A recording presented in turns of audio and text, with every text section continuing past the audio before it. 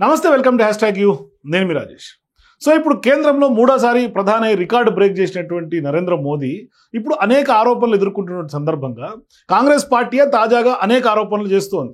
వరుసగా ప్రధాని అవడం కోసమే ఎన్నికల సంఘం కూడా డెడ్ అంటూ కూడా రాహుల్ గాంధీ తాజాగా చేసినటువంటి స్టేట్మెంట్స్ అతిపెద్ద చర్చ కేంద్రం జాతీయ స్థాయిలో జరుగుతోంది. మరి ఇటువంటి సందర్భంగా ఇప్పుడు సీఎం రేవంత్ రెడ్డి కూడా సంచలనమైనటువంటి వ్యాఖ్యలు చేశారు.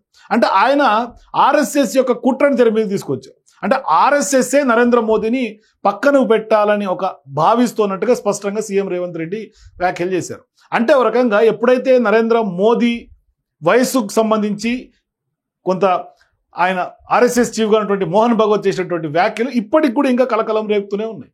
అంటే ఆయన మనం ఇంకా పదవుల్ని పట్టుకొని వేలాడొద్దు, ఒక వయసు అయిన తర్వాత యంగ్ జనరేషన్స్కి అవకాశం ఇవ్వాలి, మరోవైపు కొంత వయసు నిబంధన స్పష్టంగా అవసరం అని ఆయన మాట్లాడాడు. కానీ ఇప్పుడు సీఎం రేవంత్ రెడ్డి కూడా ఢిల్లీలో జరిగినటువంటి లీగల్ కాన్క్లేవ్లో అతిపెద్ద సంచలన వ్యాఖ్యలు చేశారు. ఆయన ఒక రకంగా కాంగ్రెస్ పార్టీ చరిత్రను చెప్పుకుంటూనే సీఎం రేవంత్ రెడ్డి నరేంద్ర మోదీ యొక్క అంటే ఆర్ఎస్ఎస్ఏ నరేంద్ర మోదీని అమిత్ షాని ఎంకరేజ్ చేసి మోదీ షాల చేతిలో బీజేపీ ఇన్ని రోజులు నడిపినటువంటి నేపథ్యంలో ఇప్పుడు అదే ఆర్ఎస్ఎస్ఏ ఇప్పుడు నరేంద్ర మోదీని కొంత తప్పుకునేలాగా ప్లాన్ చేసినట్టుగా స్పష్టంగా చెప్పుకోవచ్చు. మరి ఈ క్రమంలోనే కాంగ్రెస్ పార్టీ ఏం చేసిందని బీజేపీ ప్రశ్నిస్తోందని అంటుంటే 140 ఏళ్ల క్రితమే ఈ దేశానికి స్వతంత్రం తీసుకొచ్చింది కూడా దాంట్లో కదం తొక్కేందుకు కాంగ్రెస్ పార్టీయే కీలకమని, బ్రిటిష్ పాలకులను తరిమి కొట్టింది కాంగ్రెస్ పార్టీ అని సీఎం రేవంత్ రెడ్డి చెప్పుకొచ్చారు.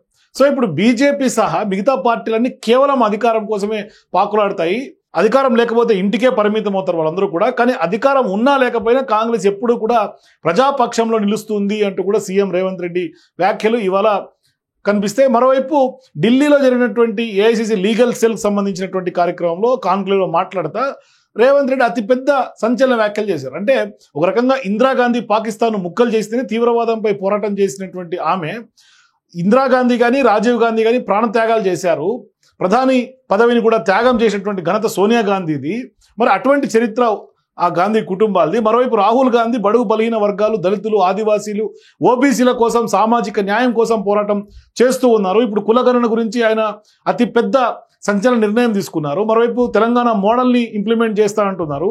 మరోవైపు ఇప్పుడు కానీ నరేంద్ర మోదీ మాత్రం 26 ఏళ్ళుగా పదవులను వదులుకోవడం లేదంటూనే ఆయన వ్యాఖ్యలు చేశారు. అయితే 2001లో గుజరాత్ ముఖ్యమంత్రి అయిన నాటి నుంచి ఇప్పటి వరకు నరేంద్ర మోడీని కొంత తప్పించాలని ఆర్ఎస్ఎస్ ప్రయత్నాలే చేస్తోందని, బీజేపీ నాయకులు కూడా మోదీని తప్పించాలనే ప్రయత్నం ఇప్పటికి కూడా చేస్తున్నారు, ఆయన ఇంకా పదవుల్ని పట్టుకొని ఊగుతున్నారు అనేది కూడా ఆయన చెప్పుకొచ్చారు. కానీ నరేంద్ర మోదీ మాత్రం పదవుల్ని వదులుకోవడం లేదనేది స్పష్టంగా ఆయన విమర్శించారు.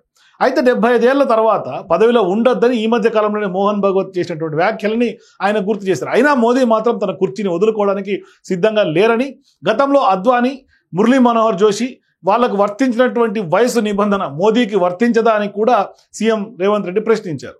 సో ఇప్పుడు మోదీని దించడం బీజేపీకి కానీ సంఘ్ పరివార్ నేతల వల్ల కాదని, మోదీని పదవి నుంచి దించబోయేది కేవలం రాహుల్ గాంధీని మాత్రమే రేవంత్ రెడ్డి చెప్తున్నారు. వచ్చే ఎన్నికల్లో ఖచ్చితంగా మోడీని ఓడించి దేశాన్ని, రాజ్యాంగాన్ని కాపాడతామనేది ఆయన స్పష్టంగా చెప్తున్నారు.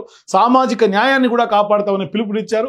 మోడీ లేకుండా బీజేపీ 150 సీట్లు కూడా గెలవలేదని ఇటీవలే బీజేపీ ఎంపీ నిషిత్ ఖాన్ దూబే కూడా చెప్పుకొచ్చారు. నిషిత్ ఖాన్ దూబే రాసిపెట్టుకోండి, వచ్చే ఎన్నికల్లో రాహుల్ గాంధీ మోడీతో తలపడి బీజేపీకి 150 కంటే కూడా ఒక్క సీటు కూడా ఎక్కువగా రాదని, ఖచ్చితంగా అడ్డుకునేందుకు కాంగ్రెస్ కుటుంబం సిద్ధంగా ఉందని స్పష్టంగా చెప్పుకొచ్చారు. భారత్ జోడో యాత్రలో సామాజిక న్యాయం గురించి ఏదైతే రాహుల్ గాంధీ మాట్లాడారో ఇప్పుడు దాన్ని ఇంప్లిమెంట్ చేసే దిశగా ఇప్పుడు తెలంగాణలో కాంగ్రెస్ పార్టీ ప్రభుత్వం కొంత ఏర్పడిందని, తాము కులగణన చేసి ఇప్పుడు దేశానికి రేర్ మోడల్గా తెలంగాణ మోడల్ని ఇచ్చాం, ఇది ఖచ్చితంగా ఒక రేర్ మోడల్ అని, భారతదేశానికి తెలంగాణ మోడలే ఖచ్చితంగా ఇప్పుడు ఆదర్శనీయంగా నిలుస్తోందని, రాబోయే రోజుల్లో ఈ దేశంలో ఖచ్చితంగా సామాజిక న్యాయం కోసం రాహుల్ గాంధీ నేతృత్వంలోనే కులగణన చేసి తీరుతామంటూ కూడా చెప్పుకొచ్చారు. మరోవైపు ఇప్పుడు ఆర్ఎస్ఎస్ చేసినటువంటి వ్యవహారం అంటే ఆయన 2001 నుంచి గుజరాత్ సీఎంగా ఉన్నప్పటి నుంచి ఇప్పటి వరకు ఆయన వరుసగా కొనసాగుతున్నారు పదవులతోటి. అంటే మరి ఆనాటి నుంచి ఈనాటి వరకు ఆర్ఎస్ఎస్ ఎందుకు దించాలనుకుంటుంది అనేది ఇప్పుడు ఆయన వ్యాఖ్యలను బట్టి కొంత